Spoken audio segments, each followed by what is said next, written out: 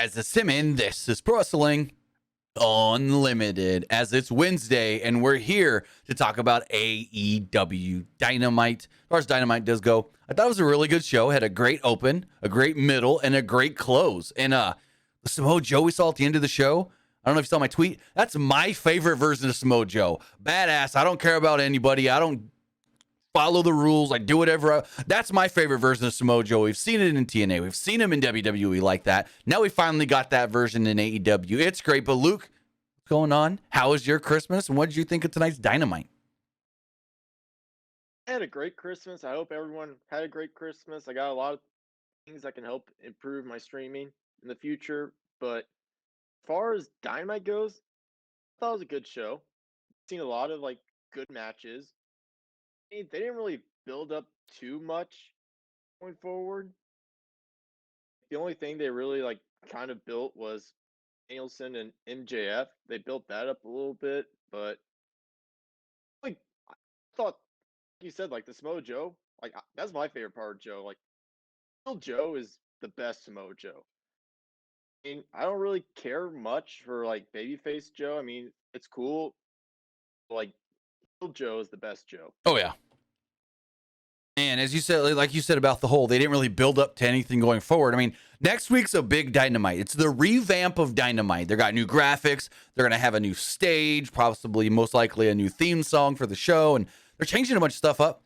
And then they go, oh, we got one match announced. Jericho and Ricky Starks. More to be announced on Friday. What? You couldn't announce 3 matches for next week or something? What? And now they're doing the Moxley's on every pre-taped Rampage experiment. I don't even know. But yeah, weird that they only announced one thing right now for next week's show, which is supposed to be this big new version of Dynamite. I don't even know.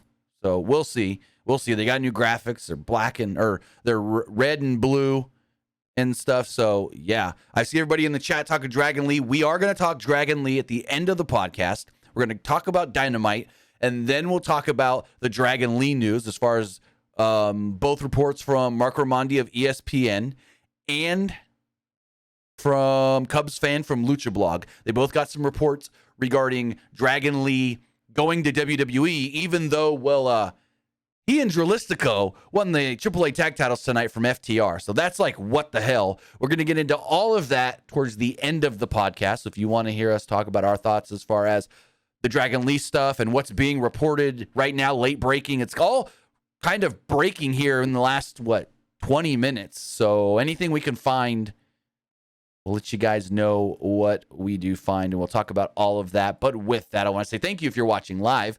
twitch.tv/PWU Unlimited. I also want to say thank you if you're watching or listening later, whether that's youtube.com/Pro Wrestling Unlimited or podcast services all around the globe like Stitcher, Spotify, Google Pod, Apple Pod, Anchor, iHeartRadio, and so much more. Remember, if you are watching live, you can help us out a couple of different ways. You can either help us out by hitting that donate button down below or by donating Twitch bits in the live chat. Also, remember, you can help us out by subscribing to the channel one of 2 different ways. You can either subscribe with a tiered subscription, or you can subscribe with Amazon Prime, because remember, if you have Amazon Prime, then you have Prime Gaming. Prime Gaming gives you a lot of cool things like free games, free stuff for games, and they always give you 1 free subscription to any Twitch channel you want to subscribe to throughout the month. And I greatly appreciate Killjoy Army for donating 214 bits and also subscribing with a tier 1 subscription.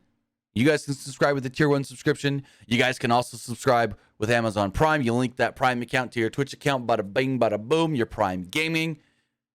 And there you go. You get 1 free subscription with Prime Gaming. It doesn't even cost you anything extra if you already pay for Amazon Prime, or you take somebody else's Amazon Prime and link it to your Twitch. But if you're watching on YouTube, you can help us out over there as well by becoming a channel member. As a channel member, you get early access to news, early access to podcast episodes, early access to non-news videos, access to our graphics packages. I'll show you guys something here right now, actually. I'm working on my Royal Rumble graphics, trying something different. I'll give you guys a little teaser. I'll show you guys what I'm working on. Pull this up on the screen really quick. Boom, boom, boom. this is what I'm working on right now as far as my Royal Rumble graphics do go. Still like stage 1. It's going to go a little slow here at first, but it's kind of what I'm working on. I don't know if you guys can see it moving and whatnot. But these are my Royal Rumble graphics in the works right now. So thought I'd give you guys a little teaser of that. And I just clicked and broke a bunch of stuff. Hold on 1 second. What did I just do? There we go. And we're back. We're back. I thought I just broke the stream, but I didn't. So you guys will get access to those graphics as well at the end of January after the Royal Rumble. Plus, of course, I'll do my tutorial video to teach you guys how to do that, because I did something, that's not just looking at it. You might go, whoa, how'd you do that? But once I show you, you'll go, oh, that's way easier than I thought. So we'll be having an After Effects tutorial up on the channel at the end of January as well to teach you how we did our graphics packages for the Royal Rumble. So that would be cool. Also, you get all of that by heading over to patreon.com/PW Unlimited. And finally, head over to the Epic Game Store. Head over to the Epic Game Store and buy something. Whether you're buying a new game, whether you're buying an old game, whether you're claiming a free game or getting bucks for Rocket League, Fortnite, Fall Guys, or Rumbleverse, use our code PW Unlimited. It's down here. PW Unlimited at checkout. And you will be supporting us at no extra cost. Trying to get into that new season of Fortnite? We'll use the code PWUNLIMITED. Trying to get Game of the Year Elden Ring? Again, use code PW Unlimited. Trying to pre-order Star Wars Jedi Survivor that comes out March 17th on the Epic Game Store? Well, again, use our code PW Unlimited at checkout, and you will be directly supporting us right here. And it doesn't cost you anything extra. Also, the free game right now is Mortal Shell. Oh, buddy, I'm claiming that right now and putting in code PW Unlimited. Go do it. Claim Mortal Shell in the Epic Game Store because that game's great. I haven't played it in a while, but it's a fun game. A really fun game. I'm claiming it as we speak. Go over to the Epic Game Store. Put in code PW Unlimited. You'll be supporting us at no extra cost to you. But we're here to talk about AEW Dynamite with code PWNLIMITED. Remember, a new game will be listed as free tomorrow at 8 a.m. because all the way till, I want to say New Year's, they're giving a free game away a day on the Epic Game Store. Free game away a day, which is great. But with that, we got AEW Dynamite that did kick off with Bryan Danielson against Ethan Page. So both men enter the ring, and all of a sudden we hear and then MJF's music's playing, and no MJF at first. And we're like, where is he? Then he grabs a mic, and we see that MJF's with some chick that's not his fiance. That's, again, not his fiance. We know who she is. He posts about her on Twitter sometimes. She posts about him on Twitter sometimes. So we know who she is. She's a redhead, and she's not this chick. Anyways. Before that, though, there was a joke on commentary about Stokely Hathaway wearing a hat because Bryan Danielson referenced the glare off of his bald dome last week. But anyways, MJF's up in a suite watching this match, and he runs down both men in the ring, says he found the only attractive lady in all of Colorado. And while Danielson is distracted here, Ethan Page attacks him before the bell, but it didn't really last long as Danielson turned it into a chop battle and some kicks as well. There was a Romero special by Danielson that quickly turned into a slam of Page's knee. He stomped on the Achilles tendon. Page regained control, though, and tried to go for a superplex, but was knocked off, and Danielson hit a top rope dropkick. Hathaway jumped on the apron to cause a distraction, but the hat was flipped off as Page tried to charge, only to be sent outside where Danielson nailed a dive.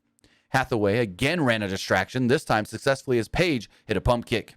Danielson did, though, take over. It was weird. Every time Ethan Page would get offense, he'd do like one or two things, and boom, Danielson's back in control.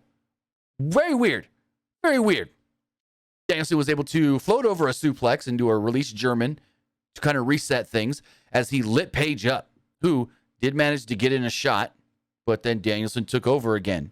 They were fighting on the top rope, where Danielson did hit a top rope Hurricane Rana and kind of transitioned it into some yes kicks. but Paige ducked the last shot. After a baseball slide outside, Hathaway shoved Paige out of the way, and Danielson crashed and burned. Paige connected on a snap power slam on the floor and a step-through cutter from the apron inside the ring. He got a 2 off of it. Paige tried to pull up Danielson by the arms into a slam, but Danielson did turn it into a DDT. Danielson applied a label lock, but Paige got the ropes for a rope break. Danielson was a little wobbly trying to go to the top rope, kind of a little too slow getting up there, and Paige cut him off. Paige cut him off and ended up hitting a avalanche power slam on Danielson, but he kicked out at 2. Paige locked on the Ego's edge, tried to lock on an Ego's edge, but Danielson floated over and hit a Busaku knee into a wrist capture and some stomps. He then went for the Regal stretch, and Paige kind of just gave out, was unconscious, and they're like, oh, never mind, he doesn't need to go for the submission because the ref just called it. Ethan Page is out cold. After the match, Danielson stared up at MJF, and there we go. Thoughts on the match? I liked it. It was a good opener. I thought the MJF part was like kind of weird. It was basic. Oh, sorry. Go for it. Like the dude's engaged, and he's sitting with another woman. So I was like, I don't know if I really care for this part. Well, it was that, and it felt like we got nothing for our world champion tonight, so let's just shoehorn him in here where it doesn't make sense. Like, it does make sense. He's out there watching his potentially next opponent and scouting him. But it's like, that's really all you got for your world champion? He didn't even, didn't say much either, which was the weird thing. It's MJF, and he barely said anything. I was kind of flabbergasted. Also, I want to say thank you to Rosario9248 for the Tier 1 subscription on Twitch for 22 months. Greatly appreciate that. But, yeah, it was just weird. It felt like they had no ideas and no plans for MJF, so they're like, we've done that before where he watches matches from the skybox, so let's just throw him up there, and he can be with a girl. Like, what? It was very odd. Very odd. The match was good. Oh, the match was great. Glad Ethan Page is finally standing out as a singles guy. Yes, but as I noted, it felt like every time he would get offense, it'd be like 2 moves and Danielson's right back on the offense.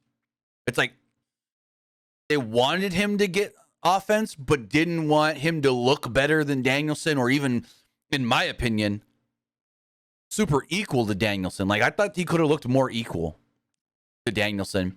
I thought they could have gave him a little bit more, and it just felt like, I don't know. The match was good. I thought they worked really well together, but just something was off as far as how they booked Ethan Page in that match. I get it. Danielson's the next challenger for the title, but you could have made Ethan Page look a little better. Just saying. As we go forward, we're video pack. Nope. Yeah, there's a video package regarding the main event match for the TNT Championship. We then go backstage where Renee Paquette was interviewing Wardlow about what Samoa Joe recently said about him. Wardlow said tonight is about powerful actions. And then Joe all of a sudden runs in, says, "You want actions?" And he hits Wardlow with a steel pipe and beats down his leg. Basically pulled a Nancy Kerrigan. And they had pulled Joe off of him and bring him to the trainer's room. So the rest of the show, there was the show-long storyline, which I liked. There was a show-long storyline of, will Wardlow get cleared? Is Wardlow too hurt to work the title match tonight? But then get Renee again backstage, where she's with Dark Order and Hangman Page. And this I did not like at all, for one simple reason. You can't give a freaking timeline on a concussion. You can't go, you got a concussion. You've had a concussion for 2 months. I think in 2 weeks you'll be clear. What? That means he's already been cleared in real life? And they're just waiting, and they're going to set something up next week for the LA show with him and Moxley, most likely.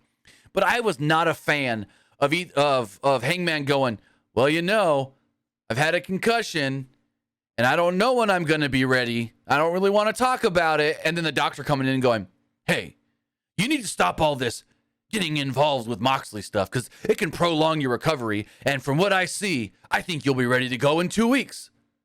I'm like, no.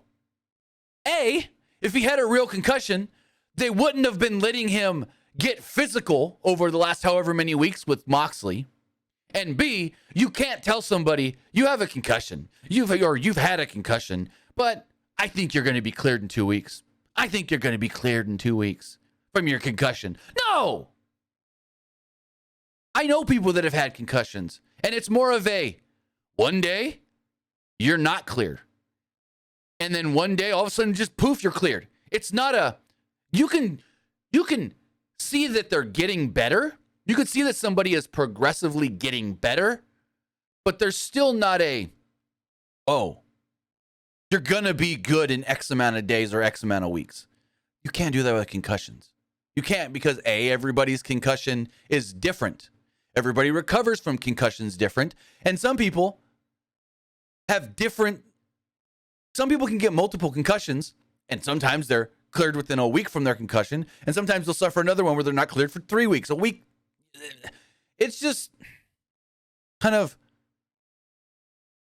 what's the word I'm looking for? An ill-advised way of AEW to say Hangman's going to have a match on the LA show, I feel. Because he wouldn't be physical all these different weeks with Moxley if he wasn't already cleared. That's all I'm trying to get at.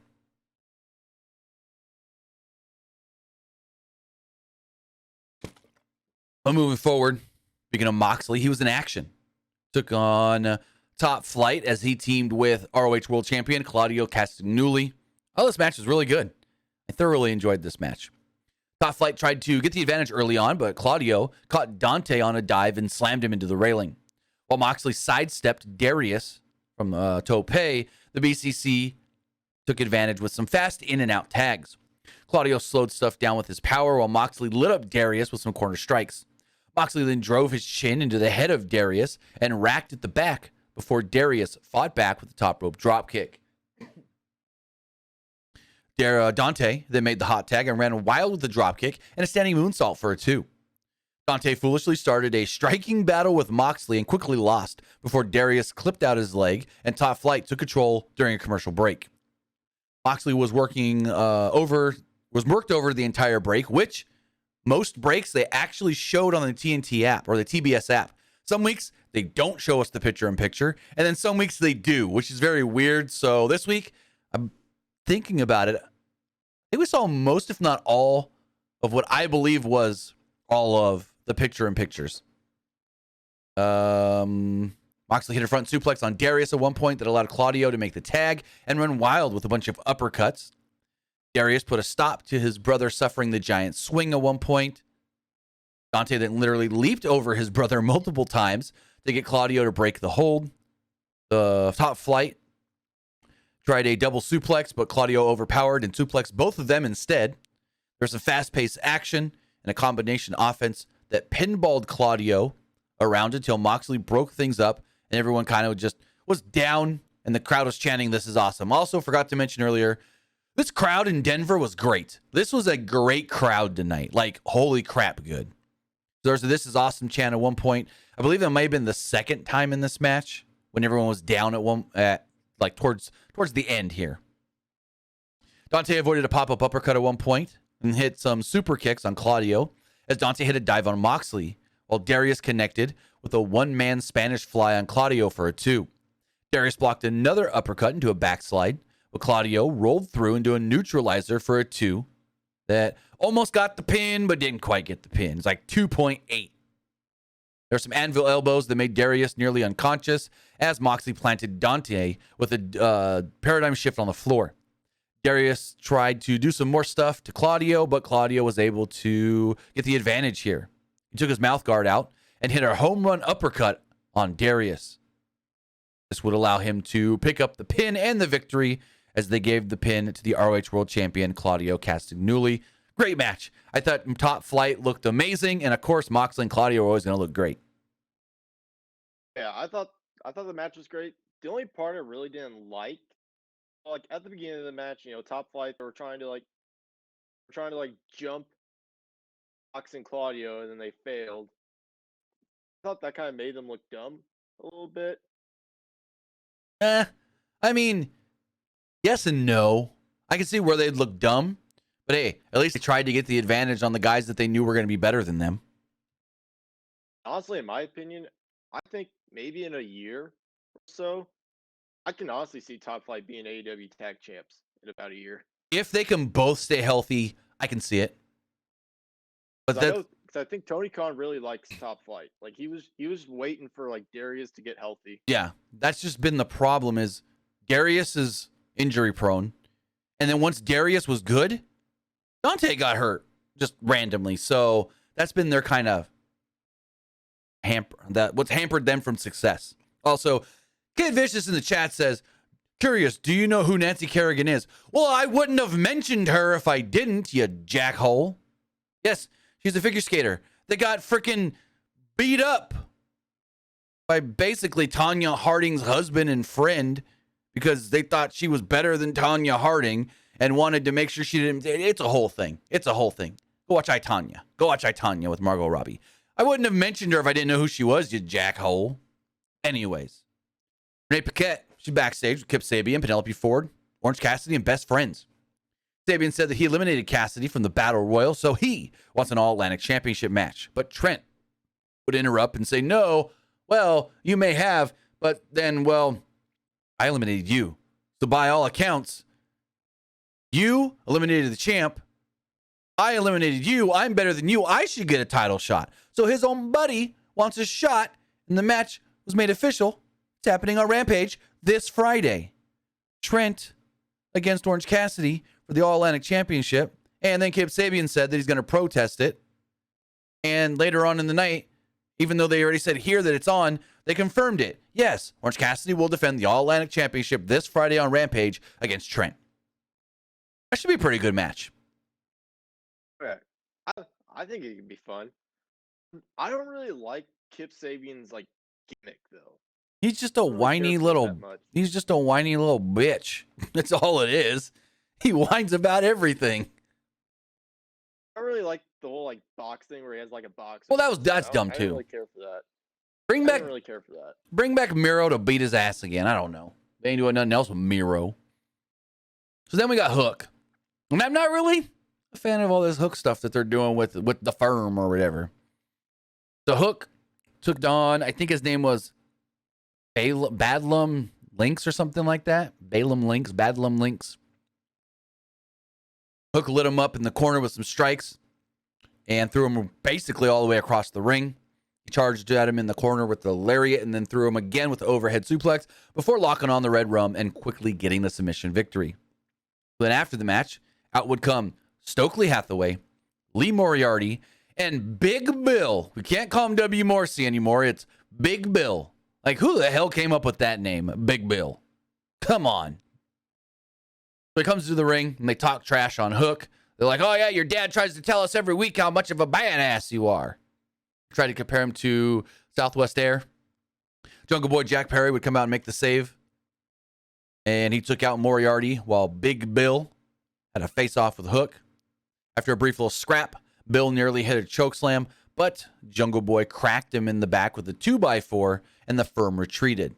So it's like, what are they doing with Hook? They just keep randomly putting Hook with people. Danhausen, now Jungle Boy. Jungle Boy's kind of got lost in the shuffle, too. Like, they're doing something with him here as far as the Hook stuff, but it's kind of like, we like Jungle Boy. We don't have an idea for him, so let's just randomly do this with him. Like, not a big fan of it. Kid Vicious, I know Bill is short for William, but Big Bill's a stupid-ass name. Big Bill? Come on. Big Bill? What, is he supposed to be the new Big Show? Still a Big Bill? I mean, with the whole Jungle Boy thing, they're really just trying to like give him something to do, trying to like make him look strong until like Christian Cage comes back from injury. Because, but is he looking? Go for it.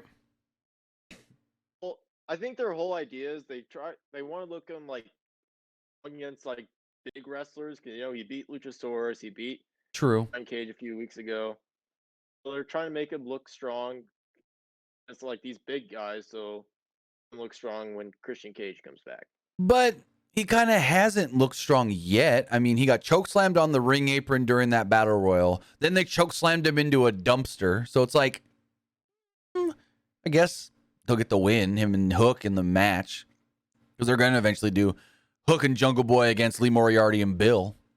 I'm just calling him Bill. That's just it. From now on, he's not Big Bill. He's just Bill. Like from King of the Hill. Bill. You need to get rid of that FTW belt. Oh, they do. That belt's never meant anything in AEW. Again, just a prop. Just a prop. And having a belt that means nothing almost kind of diminishes the other belts. Because it's like, oh, well, that belt means nothing. The All-Atlantic title almost means nothing. So it's like, come on. They got a video pack. Go for it. And also, like, Team Taz is, like, no longer a thing. That was the FTW belt was always, like, a Team Taz thing. So, don't really need that belt anymore. Team Taz isn't a thing anymore. Nope. We got a Jericho video package. He said he had a tumultuous last few weeks. He showed his loss to Action and Andretti and his face-off with Ricky Starks last week. Jericho cut a brief promo about schooling Starks in Seattle next week. He mentioned blinding Andretti with a fireball last week and says he will have to stay out of AEW because of it. Jericho says he will put an end to the Starks experiment. Kill. Not much to it other than to hype up the one match announced for next week. Renee Paquette backstage with Swerve Strickland and his two henchmen. He's calling his actions against Keith Lee last week. She called his actions against Keith Lee last week disgusting. Strickland said that they already know who Parker Boudreaux is, but they'll find out who the other tatted man is in time. Wheeler Yuta would interrupt and said that his opinion of him couldn't get any lower and challenged Strickland to a match this week on Rampage. Match was made official. Swerve Strickland against Wheeler Yuta Friday night. I mean, the whole thing where, like, the mysterious tatted guy, I mean, most of us already know who it is by now. I mean, AEW, like, tagged him. Yeah. In a photo. So we kind of, I don't think it's really, like, much of a surprise to say, like, oh, you'll find out who he is, like, next week or so. Well, I mean, yes and no. Like, they've told us kind of who he is, but I guess we're going to learn more of why he's with Swerve, I guess you could say. I don't know. It's Garden Guzman, a former minor league baseball player that never really went anywhere in baseball.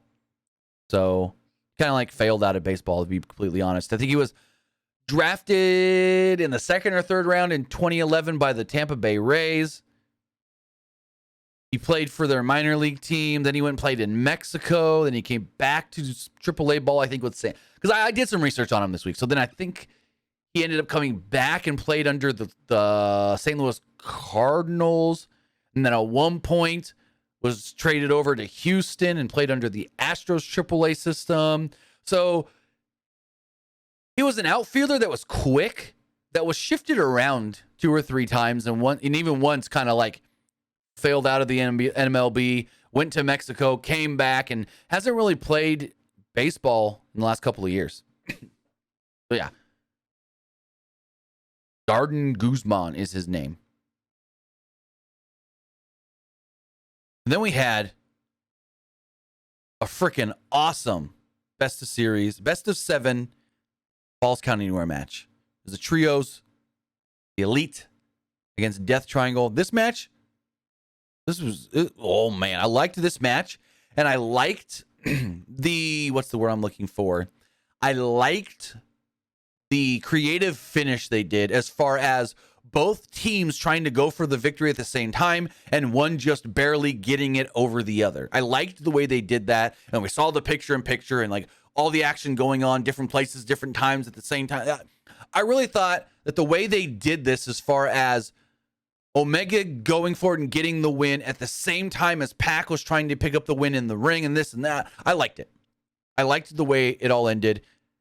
And I thought overall the match itself was great. And now we're going to get a ladder match in 2 weeks in LA. I mean, it's kind of obvious where this is all going. The Elite getting the titles back in LA in front of Matt and Nick's family. So cool. But as far as this match does go, Don Callis was on commentary. Hold on. Speaking of Don Callis, so Kenny Omega's working next week New Japan. He's going to be at Wrestle Kingdom. Hence why, one reason the best of 7 matches, the finals, not next week, it's the following, but also it being the following week makes sense because it's in LA, this and that, whatever. Regardless. If Kenny's going to be at Wrestle Kingdom, and if Don is going to go with him, please give me Kenny Omega, or not Kenny Omega, please give me Kevin Kelly and Don Callis on commentary together, even just for the one match, even if it's just for Omega versus Ospreay. Because I always thought, as much as I loved Kevin Kelly and Steve Corino on commentary together, I thoroughly enjoy Kevin Kelly and Don Callis together on commentary. So even if we get it for just one match at Wrestle Kingdom, give me Don Callis and Kevin Kelly together on commentary. But as far as this match does go, the match began backstage with all 6 men brawling with weapons as Pac hit Omega with a brainbuster on a wood pallet. He then hit a moonsault off of a riser on both Bucks. Matt was nearly put through a table by Penta, but Nick hit a somersault dive off the riser to put Penta through a table. Matt and Pac and Nick and Penta all kind of paired off as they spilled out to the entrance ramp and into the arena floor. Phoenix then emerged from the top of the entrance structure and hit a tornado that wiped out all 4 men. Phoenix popped up as Omega came flying in with a V-trigger from off. And this looked great because, like, you're focused on Phoenix, and all of a sudden, out of frame, just in comes Omega. V-trigger, just out of nowhere. That was great. Great visual there. Pac then fought off a powerbomb attempt and hit Omega with a bridging German on the ramp for a 2. Remember, it's falls count anywhere. Matt hit the locomotion Northern Lights suplexes on Pac down the ramp, which looks very cool. The way he was going down and then flip it down and then flip it down. And then there was a double suplex into Phoenix for a 2, going into a commercial break. Phoenix and Nick fought into the crowd where Penta used the fans' crutch at one point. Pac and Omega then fought in the ring while Matt and Phoenix brawled on the floor. Omega found himself in a 3-on-1 disadvantage at one point with the trash can over his head as Death Triangle hit triple drop kicks. Omega tried fighting back before Matt hit a running destroyer on Penta, but Phoenix hit a frog splash on Matt soon thereafter. Omega slam dunked Phoenix down and nailed a snapdragon on Pac, who had a trash can placed on his head, and Omega then hit a V-trigger. Omega laid out Pac with a Dr. Bomb on the trash can for a close near fall. Penta cut off a one-winged angel attempt and hit a double stomp Fear Factor on Omega with his brother on the floor. Phoenix then fired off about 1,000,000 different shots here on the Bucks and hit an insane dive to take out both Omega and Michael Nakazawa. Nick Jackson avoided Fear Factor from Penta on the apron as the Bucks hit a diving Meltzer driver for a very close 2. Pac broke things up and laid out Matt with a haluva kick. He missed a shooting star press and landed right on a chair shot to the face by Nick. Penta then suffered one as well and ate a BTE trigger, but Pac broke up the pinfall. Pac avoided a Meltzer driver and sent Matt into Nick and locked Matt in the brutalizer. As this was happening and Pac was trying to get Matt Jackson to tap, all of a sudden they cut to a picture-in-picture where Omega has Phoenix up on his shoulders for the one-winged angel. He jumps off of a rise of you're on the arena floor and there's an entrance or an exit, whatever you want to call it, and there's seats all around it going up and this and that. So there's like a second level of seats that Omega jumps off of, hits a one-winged angel on Phoenix through some tables. And as Pac is wrenching the brutalizer, we then see a different referee over there with Omega counting 1, 2, 3. Matt then seemingly 5 seconds later taps out and the bell rings. Pac thinks he won. And then Dasha, who was doing commentary instead of Justin Roberts tonight, not sure why, but Dasha's still good as well. Dasha then says, "Here are your winners, tying it up, the Elite." And Pac is like, "Wait, what? The Elite?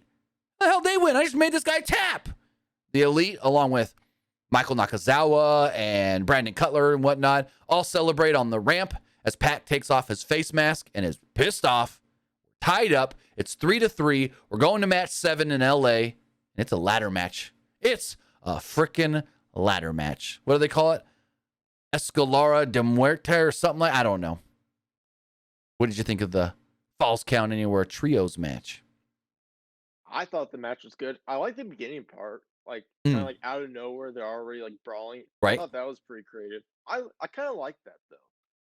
I like those type of matches where it's unexpectedly they're already brawling. Right. I like it. But which match did you think was better? Tonight's match or the match from last week? This one. I like this one better. Yeah, I think this so far has been the best. I mean, next week has the potential to be better. Well, Like yeah. next 2 weeks. Yeah. Like it's a ladder match, and the Young Bucks always do well in ladder matches. Well, I mean, we've seen the Young Bucks versus the Lucha Bros in a ladder match from 2019. That match was awesome. So we know, those four know how to put on a great ladder match. Then you add Pac, you add Omega. Hopefully, now, here's the one thing. I don't want to jinx him. Hopefully, Omega doesn't go and try to do too much in that Ospreay match and get hurt or something. Because next week, he will not be at Dynamite. He'll be in Japan fighting Will Ospreay. Actually, think about it. By next week's Dynamite, the Ospreay match would have already happened because time difference wise, technically, Wrestle Kingdom for us here in America starts Tuesday night. So yeah, by the time Dynamite rolls around, Wrestle Kingdom would have been well more than probably like 13 hours past. But not to jinx him or anything, but just hopefully everything goes well with the Kenny Ospreay match. Well, first off, there was a stupid, I'm not a rap fan, so none of this really appeals to me. There's an acclaimed rap about Jeff Jarrett and Jay Lethal. They made references to Jarrett's entire career, including Global Force Wrestling, as well as stealing Kurt Angle's wife. So cool. Now, speaking of wrestlers in AEW, wrestling overseas, well, not really overseas, but in different countries, Ty Mello was supposed to be the AAA show tonight. Ty Mello was advertised in a mixed tag title match with her husband, Sammy Guevara, for the show tonight, but, yeah. Wait, hold on. Baby Ice 00 says, Wednesday morning at like 2 in the morning. No. Well, if you're East Coast, if you're West Coast, it starts at like 10, 11 p.m. Tuesday. Remember, there's the pre-show an hour before the main card of Wrestle Kingdom starts. It's got like the Stardom match and the Rambo and stuff. So, I mean, technically, if you're in California and Oregon, Seattle, if you're West Coast, then technically Tuesday night at like 10 or 11 is when Wrestle Kingdom usually starts. So, regardless, it's going to be more than 12 hours past when Dynamite starts the next night. Or right around 12 hours past, depending on how long the show actually goes. But Ty Mello was supposed to be defending her mixed tag team titles last week, or actually 8 days ago on the 17th for AAA, her and Sammy. But there was visa issues that didn't allow her to go work the AAA show. Then she tweeted out, visa issues, not going to be able to be on the show on the 17th. Everything will be good by the 28th, which was tonight. Well, she didn't go to Mexico. She worked Dynamite, teamed with Anna Jay, and took on and defeated Ruby Soho and Willow Nightingale. So I haven't watched the AAA show yet, but I don't know if Sammy was there doing something or not. You guys can let me know in the chat if you've already seen it. So Ruby started off the action. Taz was singing her song, Ruby, Ruby, Ruby, Ruby Soho, as he always does. And she quickly tagged out, and Willow Nightingale came in and got some early advantages on Ty Mello. Soho then tagged back in. It didn't really sit well with Willow Nightingale, though, because she blind tagged herself in, and Willow was like, whoa, why are you just tagging yourself in? And they kind of like didn't argue, but it kind of threw off Willow, which then kind of threw off Ruby because Willow got kind of offended of the blind tag, and this allowed Ty Mello to kind of take control, but not for long. As Soho poured down some strikes, Anna Jay got tagged in, and she kind of got taken down by Ruby Soho as well. Willow tagged in at one point and hit a corner splash and some kicks. Ty Mello pulled Soho off the apron, which allowed her and Anna Jay to pick apart Willow Nightingale, who blocked a clothesline from Anna Jay and hit one of her own. Ruby then made a hot tag and finally got her hands on Mello with some forearms. Soho drove Mello's face right into the corner as Jay was dropped with a slam, while Mello ate a no future, for her too. Willow laid out Anna Jay with a lariat, but turned into a Mello pump kick as all four women were down at this point.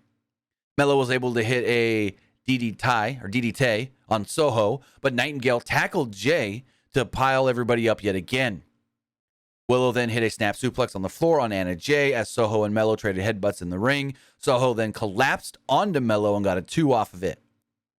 Jay then posted Nightingale outside as Jay tried to go for a chair shot, but the referee, which was Aubrey Edwards, stopped her in mid swing in the ring. Ty Mello used a chair, though. Threw it to Soho, hit a pump kick, basically kicked her in the face, hit the tie KO, and stole the victory. So they cheated with a chair shot in the ring, and there we go. JAS pick up the victory. I mean, not much to the match. They tried to do a lot of creative things, and they tried to do the whole, these two baby faces are kind of not getting along, but they are getting along, but they're not. And it was whatever. Didn't really do much for anything, but it got all the four women on TV, and they didn't look bad, so that's a plus. Yeah. I kind of get bored during Ty Conti matches. Oh, for sure. Yeah. She doesn't do much. It's mostly just she's got her 2 moves, and then she goes for the pump kick. And pump kick, pump kick, pump kick. She's got 4 moves. Was it last year she was Sports Illustrated most improved wrestler or something? Possibly, which that's not saying much because when she was in WWE, she really was not good at all.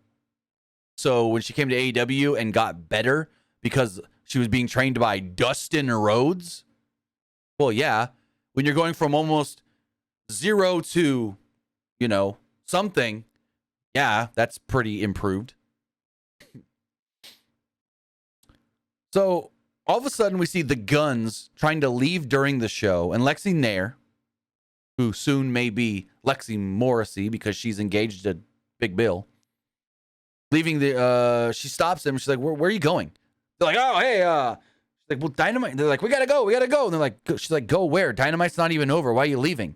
And they're like, well, we got dinner reservations at this place, so we gotta go. And they said that next week they will address their big victory last week over FTR. So technically, there's 2 things announced for next week's show: the Jericho Starks match, and we'll hear from the Guns. I guess they didn't want to. I thought, thinking about it now, the way the Guns are little pissant heels, them addressing their big win over FTR this week would have been perfect storyline-wise, perfect character-wise. We're going to talk shit on FTR while we know FTR aren't even in the country. That would have actually been perfect character-wise. Let's talk shit on these guys while they're not even here, let alone in the United States. But they told us they're going to do it next week. Kind of pointless, but at least it tells us something else for next week's show. We got more Renee Paquette. She's with Ricky Starks. Go for it. I don't think FTR will be at next week's show either because they'll be at. Oh, you're right. They won't be on next week's show. So they will do we'll talk crap while they're not here thing. Okay. I didn't think about that. I forgot. I keep forgetting next week is Wrestle Kingdom. I keep forgetting that. I know it's coming, but I keep forgetting that's next week. I thought it could have been cooler if they did it this week and next week. Right? We'll talk crap on you weeks in a row while you're not here. Eventually they come back. Yeah. So Renee Paquette's backstage with Ricky Starks, who said he feels a lot better than Action Andretti right now, and he's going to get revenge next week in Seattle. Speaking of Seattle, so next week they're going to be in Seattle, and apparently after the Rampage or the Dynamite show, I don't know if it's a Rampage and Dynamite taping. I'd have to look at that. But regardless, after next week's show, Defy Wrestling is holding some special show. It's like a Dynamite after party with Swerve at Defy Wrestling. So that should be cool. Anyways, Stark said that Jericho doesn't like him, and that's fine by him. You know, everyone doesn't have to like him. But on January 4th, he's going to give a masterclass of a whooping to Chris Jericho. I'm like, what? Okay, whatever. He said that he's going to take Jericho, quote, several notches down. Okay, cool. So, let me go into our main event. Well, actually, stuff was announced for Rampage. Orange Cassidy will be defending the All-Atlantic Championship against Trent Beretta. We will hear from AEW Women's World Champion Jamie Hayter. Jade Cargill will defend the TBS Championship against Kira Hogan. Swerve Strickland will take on ROH Pure Champion Wheeler Yuta. And we will hear from Jon Moxley because, well, they feel like they got to get Moxley on every Rampage now because the ratings are piss poor. Anyways, TNT title match. It's Samoa Joe against Wardlow. So Joe makes his way out to the ring. Wardlow's music hits. No Wardlow. We're waiting, and we're waiting. Tony Schiavone said he tried to go to the back and get a word with Wardlow, but nobody would let him speak to Wardlow. All he said he knows is that Wardlow has been advised not to do the match.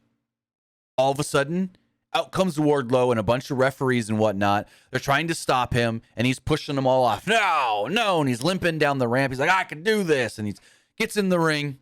He starts the match with Joe. Wardlow initially looked, where was I? My notes just froze. Let me refresh this really fast. There we go. Wardlow initially looked like his right leg was messed up. He was limping on it. And then the limp kind of slowly went away early on, but whatever. He got another limp out of his left leg when he seemingly looked like he tweaked his knee. We'll talk about that in a moment. But Joe immediately went after the bad leg and then walked into a spine buster and a bunch of punches. Joe fought back with a Uranagi, but Wardlow responded with a lariat and a corner strike. Joe hit a nasty knee bar to send Wardlow to the outside as doctors came down during a commercial break to check on him. Wardlow smacked away the doctors, and Joe knocked him to the floor yet again. Wardlow was nearly counted out. Joe continued to slowly pick apart the bad leg before sending Wardlow into the corner. Wardlow fought out of a superplex attempt and hit a senton atomico, but couldn't really capitalize. There was another slugfest with both men throwing hands before Wardlow hit a snap German suplex and connected with a whisper in the wind, but then landed on his left leg very awkwardly, almost looking like he locked up his knee the wrong way it's not supposed to bend, kinda. Wardlow then did take a moment to stand up before hitting a lariat, and Joe answered with a gnarly leg sweep. Joe tried to go for a superplex again, but Wardlow slid out and hit a power bomb. Wardlow tried for a proper power bomb, but crumbled under the weight of Joe as Joe chop blocked the leg and sank in the rear naked choke Kikina clutch. Wardlow then basically passed out, allowing Joe to retain the TNT Championship. This is Wardlow's first singles loss since March. Any thoughts on the match before we talk about the post-match? I mean, it was a good match, trying to pull off Wardlow getting jumped by Joe. Right. I kind of feel like it would have been too early to take the TNT belt off of Joe. Because, he just won it at Full Gear, so it was kind of early. I don't think this was the right time to take the belt off Joe. No, I don't think it would have been either. So, I wonder next time he's actually going to defend the TV title. So the Ring of Honor one? Yeah. I think we'll know here soon.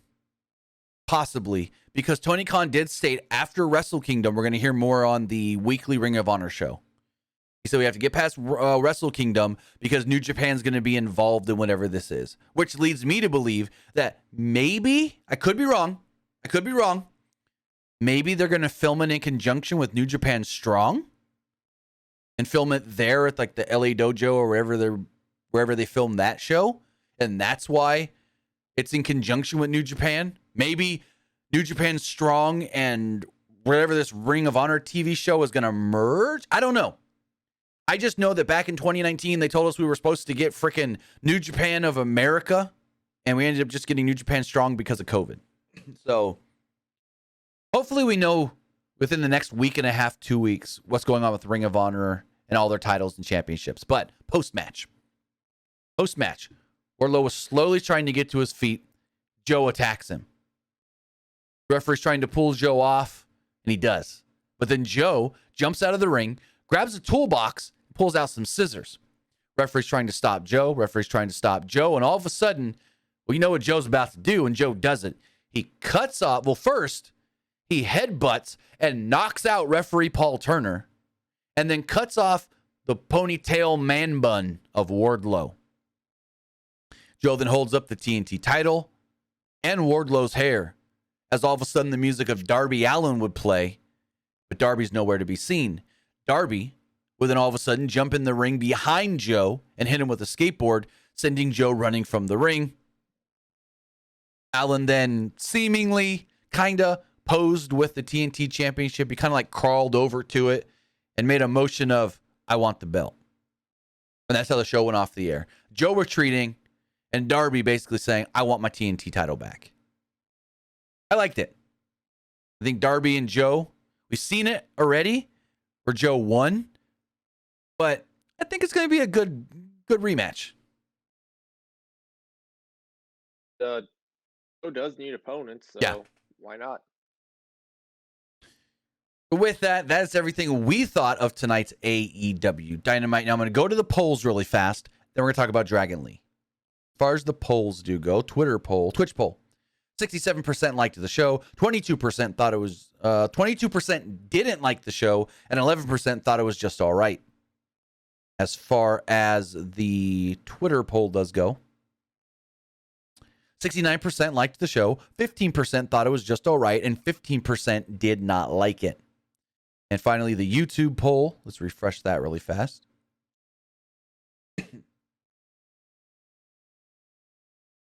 Wow, kind of similar. 67% liked the show. 19% thought it was just all right, and 14% did not like Dynamite.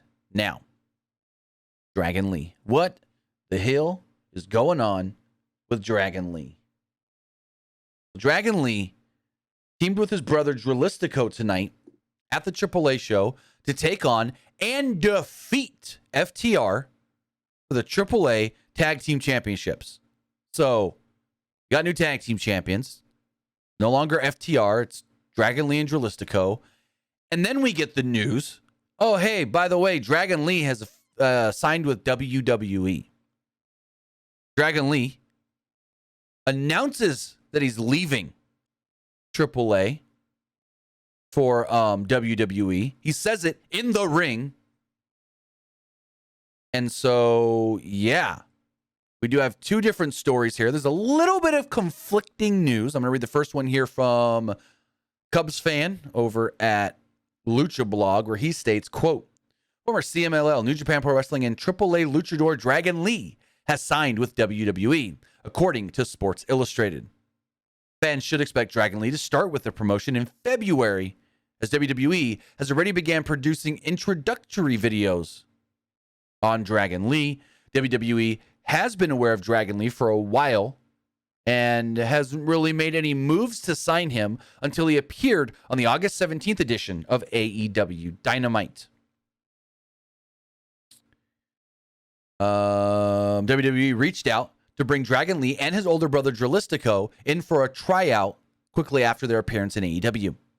WWE did end up passing on Drilistico, yet brought Dragon Lee back for a second tryout and then offered him a deal. Dragon Lee accepted, and the deal was made official earlier this month. So that report there, which seemingly comes from Sports Illustrated, says he's starting in February, yet, according to ESPN's Mark Raimondi, he states the following. Dragon Lee, an elite in-ring worker, signed with WWE earlier this month and will start the promotion in January. as he told ESPN. So this one sounds more legit, as this one states that they spoke with Dragon Lee. They state, Lee finished up Wednesday with Mexico's Lucha Libre AAA promotion, a tag team match with his brother Jalistico against FTR for AAA's tag team titles. The plan, he said, was to begin with WWE in January, starting with their developmental brand, NXT. So there we go. That one seems like it's the correct info there. Dragon Lee told ESPN that he is done with AAA as of tonight, even though he won the tag titles, and he's starting with WWE in January. And my first thought here is, out of all the luchadors available right now that would do the best as far as WWE benefiting on him being a luchador, Dragon Lee's the one. You got others that WWE could do really well with, but they're all signed somewhere else, whether that's New Japan, whether that's AEW, whether that's Impact, whether that's still with AAA or CMLL. So I think Dragon Lee, a tremendous pickup for WWE. What do you think, Luke? Yeah, I absolutely like it. It's interesting that they passed up on Jalisco. I mean, we don't know why they passed up on him, but yeah, it's also a question mark. What are they going to do with the AAA titles? Are they going to have him relinquish the belt right after? Are they going to have him drop the belt somewhere else? Well, one would think most likely just vacate the titles, because he told ESPN, I'm done with AAA after tonight. So, yeah. We'll see what that means. I think he could do really well in NXT. I mean, he's a guy that would do really well after maybe the North American title, like him versus Wesley. You could do him versus Hello. Versus Axiom would be fun. Oh, that match would be, oh my, I didn't even think about that one. That match would be stupid crazy good. Stupid crazy good. But the one match, and have we seen it before? Hold on. The one match that Dragon Lee could have in WWE that I'm looking forward to more than anything. Hold on. We may have already seen before. Maybe we haven't. Oh, we have. 2017, Best of the Super Juniors. We've seen this match before. Oh, crap. That's not what I wanted to do. Give me Dragon Lee and Ricochet. We've seen it once before. 2017, Best of the Super Juniors. But give it to me in WWE under Triple H, who will let those guys have a quote-unquote PWG style, Best of Super Junior style match in WWE. Oh, book it. Do it on NXT. You could bring Ricochet down for a week. They've done it before. Another match I would like to see, him versus Santos Escobar. Yeah, that would be awesome as well. There's a lot of good potential matches he can have in WWE. But like you said, it's unknown why they passed on Jalistico. And I mean, they must have seen something in Dragon Lee that they want him as a singles guy. But I thought, thinking about it for however the last hour, and Kid Vicious says, I didn't know Dragon Lee signed with WWE. Nobody did before about an hour and a half ago. But since Saturday says, give me Dragon Lee versus Rey Mysterio, that'd be great. I just lost my train of thought. But no, him and Jalistico would have made great tag team in WWE. I mean, those two against the Usos, those two against the Street Profits, those two against, I don't know, any other team in WWE, the New Day, pretty deadly. Those two against any WWE team would have been fantastic. And people say it all the time. WWE needs new, fresh tag teams. But they must see something in him as a singles guy that they really want to push him. And it sounds like they're already working on his introduction into WWE.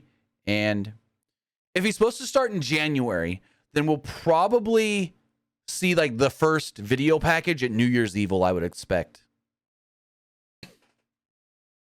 Absolutely. But that's all the info we do have regarding Dragon Lee officially, not just reportedly, but officially on his part, signing with WWE. Because again, he told Mark Raimondi of ESPN that he's finishing up with AAA tonight and will be starting with with WWE and NXT in January. But with that, time to go to the text messages. Remember, you could be part of the show. All you got to do is text in to 510-906-1341. Again, that's 510-906-1341. Text in to 510-906-1341. Pull up the text messages here. Let's give them a refresh, see if we've missed anything else. We got 2 or 3. Says, based on Jeff Jarrett and Jay Lethal's victory over the Acclaimed, could they be the next challengers for the AEW World Tag Titles? 100%. They are the next in line. Because, I mean, they don't go off of the rankings anymore, but other person says, I enjoyed the final Dynamite of 2022. I am so looking for next week's episode in Seattle because I'm attending live. Well, awesome. Super cool for you. I will be, I'll be at the Dynamite here in Fresno on the 18th, which is a double taping. It's Dynamite and Rampage in one night. Oh, now thinking about it, next week is only a Dynamite in Seattle. It's not a Dynamite and a Rampage because Rampage is live on Friday, and then right after the live Rampage, they're doing a live Battle of the Belts next Friday. Not this Friday, but next week, the 6th. So next week in Seattle is only Dynamite. Going forward, the final text message here does state, who do you think had the better 2022, AEW or WWE? That's a tough one. I'm going to say AEW may have had better matches, but I think WWE had more memorable moments. What do you think? I think at the beginning of 2022, like AEW did really good. But I'd say towards the end, like WWE. Yeah. Like I said, AEW had better matches. There's a lot of like 4 or 5-star matches in AEW this year. But I think WWE had the bigger, more memorable talking point matches and moments. I mean, Stone Cold at WrestleMania. Cody Rhodes returning to WWE. Cody Rhodes wrestling a freaking Hell in a Cell match with a completely torn pec. Not to mention great matches like freaking Sheamus and Gunther in Cardiff. Brock Lesnar and Roman Reigns in Nashville at SummerSlam. So I would say WWE had the better freaking year. I'll go with that. I'm going to say WWE. Triple H being in charge of creative. Yeah, that too. Vince stepping down. Like WWE, I think, had the more newsworthy year for sure. Even if you take the Vince stuff out of it. So now we roll into 2023. Bunch of stuff is going to happen in January. I mean, we got Wrestle Kingdom. We got the Royal Rumble. We've got Dynamite next week with all new graphics and a new... We still don't know what this new stage is going to look like, but Tony Khan did state they're changing up the stage. He said it on the Grapsody interview, so we'll sit and wait. But with that, guys, I want to say thank you for joining us. Go for it. I would assume it might be a similar stage to like WWE. They'll probably get rid of those like 2 tunnels. Maybe. Pretty soon. I mean, unless they want to pull a full TNA and have 1 tunnel on either side. TNA used to do that, but they also had the Impact Zone where they could just keep that set up all the time. Because that's where the 2 tunnels idea came from. Like, I can't think of anybody else doing the 2 tunnel thing, the heel tunnel and the babyface tunnel. But we'll see. Maybe they'll get rid of the chandelier that was only there because of Cody's entrance. But with that, guys, I want to say thank you for joining us here. Twitch.tv/PW Unlimited. I also want to say thank you if you're watching or listening later. YouTube.com/Pro Wrestling Unlimited or podcast services all around the globe like Stitcher, Spotify, Google Pod, Apple Pod, Anchor, iHeartRadio, and so much more. With that, guys, have a great rest of your night. We'll see you back here Friday. We'll be live Friday morning for the wrestling wrap-up. Friday evening for Friday Night SmackDown. You don't want to miss Friday Night SmackDown. John Cena's wrestling for the first time all year. And the last time all year at the same time. So, yeah, John Cena this Friday. We'll talk all about it. Have a good one, guys. We'll see you next time.